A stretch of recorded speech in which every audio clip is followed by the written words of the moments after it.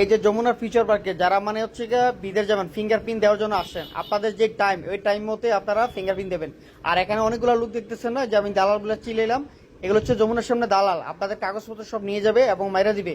এবং যারা যেই টাইমে ফিঙ্গারপ্রিন্ট দিতে বলে আপনাদের ওই টাইমটাই ফিঙ্গারপ্রিন্ট দিবে, কিন্তু ওনারা আপনাদের পাসপোর্ট নিয়ে পালাও এবং মার্কেটের ভিতরে চলে যাবে আপনাদেরকে রাইখা।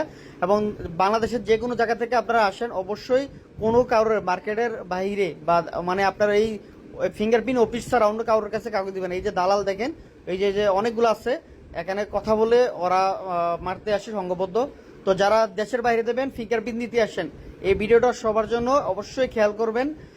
এটা হচ্ছে খুবই দালাল চক্র, আপনাদের কাগজপত্র সম্পূর্ণ মেরে দিয়ে চলে যায়, তখন আপনি দেশের বাইরেও যাইতে পারবেন না। খুব সচেতনমূলক ভিডিওটা শেয়ার করবেন।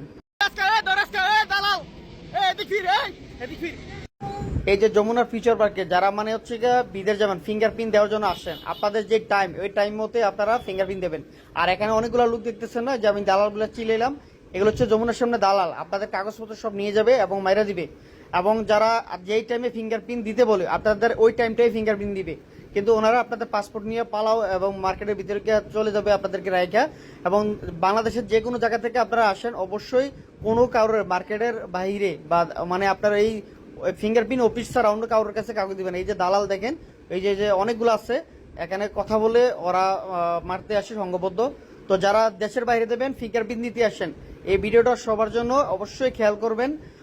এটা হচ্ছে খুবই দালাল চক্র, আপনাদের কাগজপত্র সম্পূর্ণ মেরে দিয়ে চলে যায়, তখন আপনি দেশের বাইরেও যাইতে পারবেন না। খুব সচেতনমূলক ভিডিওটা শেয়ার করবেন।